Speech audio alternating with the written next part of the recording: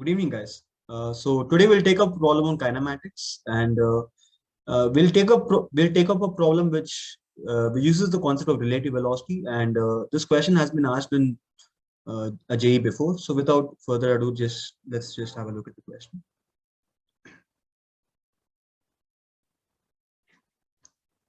Yeah. So this is the question which we have over here, and we have two towers A, B, and C, D, which are located at distance D apart, right? And your tower AB is 20 meters long.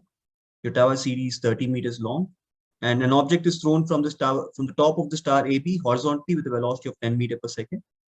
And at the same time, another object is also thrown from the top of the tower CD with a speed of 10 meters per second, making an angle of 60 degrees with the horizontal, right? So in order for these two objects to collide, we need to find out what should the distance between these two towers be. We need to find out what the distance between these two towers should be equal to, right? Anyway, so let's have a look at this question. So this question can also be solved by a normal kinematics method as well. But we'll be trying to solve this by using the concept of relative velocity, which will make this problem much more simpler, right? So anyways, so this is how your question goes. So we have a tower AB, which is 10 meters long, sorry, 20 meters long. And we have a tower CD, which is 30 meters long, right? We need to calculate what should be the distance between these two towers. What should be the distance between these two towers so that these two objects, so one object, so let's call them as particle 1 and particle 2. Particle 1 is thrown with a speed of 10 meters per second. And particle 2 is also thrown with a speed of 10 meters per second, but it is making an angle of 60 degrees with the horizontal. So in order for these two objects to collide, in order for particle 1 and particle 2 to collide, what should be the distance between these two towers is what we need to calculate over here. Right? So we'll go with the relative velocity approach, which will kind of simplify this problem. So let's first, so in order to go for a relative velocity approach, let's write on the velocity vectors first in the vector form. So the velocity of particle 1 with respect to ground will be equal to 10 I cap. And now the velocity of particle 2 with respect to ground will be equal to, it's 10 cos 60 of minus I cap plus 10 sin 60 of minus j cap. Right? So writing down both particles in the velocity vectors. So we get this value to be equal to minus 5 I cap minus 5 root 3 j cap. So this is the velocity vector of particle 1 with respect to ground. This is the velocity vector of particle 2 with respect to ground, right? And now we'll use a concept which we can use for comparing any two freely falling bodies, right? If we have two freely falling bodies, which these particle 1 and particle 2 are, because the only force acting on them is gravitational force once it's been thrown.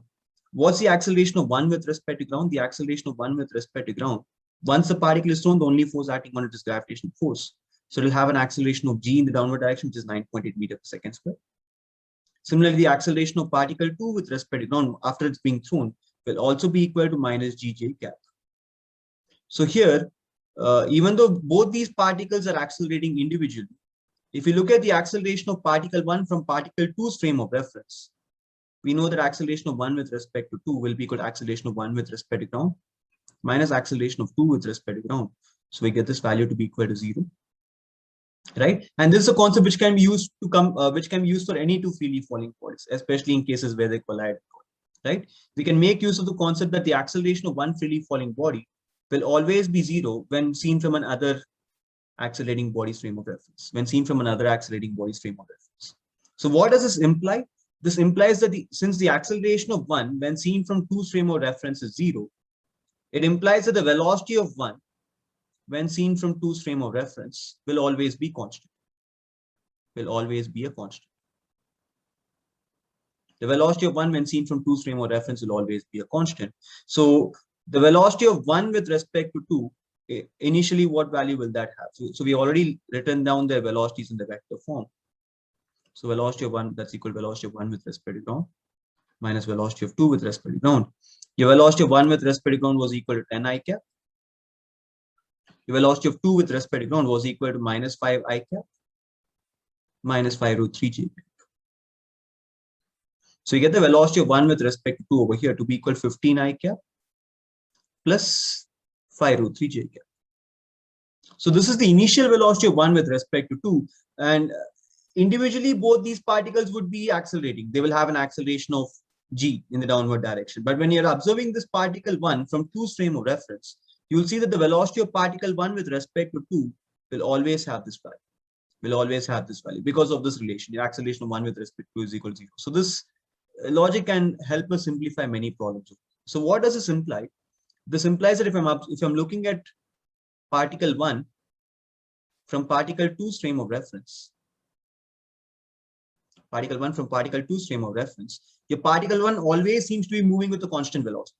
Your particle 1 always seems to be moving with a constant velocity, right? So let me draw this velocity vector. So what is the velocity vector of 1 with respect to 2? We got that as 15 I cap plus 5 root 3 j cap. So this is 15 I cap. This is 5 root 3 j cap. So this is the velocity vector of 1 with respect to 2.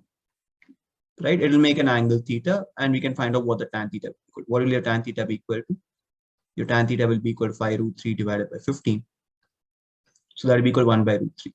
So theta is equal to 30 degrees over here. Theta is equal to 30 degrees over here. Right?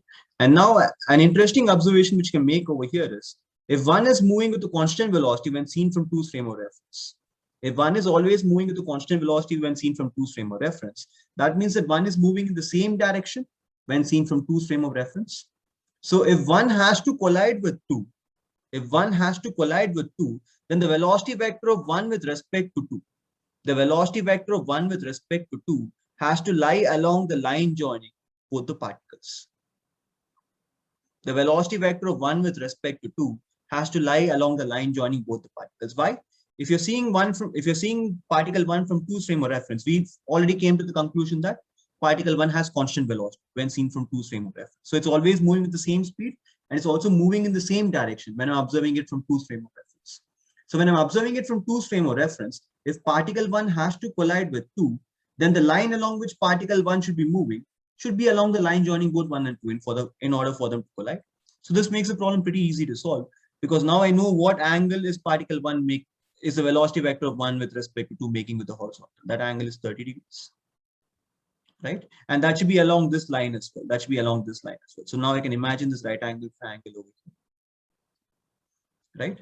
And what should tan 30 now be in this triangle? So I know that this height is 20 meters. I know that this height is 30 meters. So that makes this height equal to 10 meters. And now taking this right angle triangle, I know tan 30 over here. Should be equal to opposite divided by adjacent. So in this triangle, this side becomes 10 meters now. So that becomes equal to 10 meters divided by t. So what should my d value over here be equal to? My d value over here should be equal to 10 divided by tan 30. So that should be equal to 10 divided by 1 by root 3 meters. So which should be equal to 10 root 3 meters.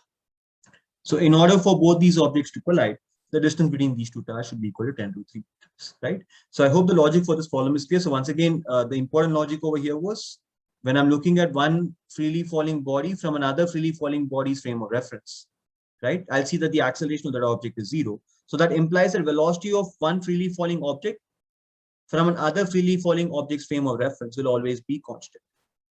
So that's one idea I can make use of over here. So from that, what conclusion are we coming to? If object 1 has to collide with object 2, because the velocity of 1 with respect to 2 is always constant, then for 1 to collide with 2, the velocity vector of 1 with respect to 2 has to be along the line joining 1 and 2 over here. So that's the idea we're making use of to solve this problem over here. And by solving that, we get the answer over here for the distance between these two towers to be equal to 10 to 3 meters, right?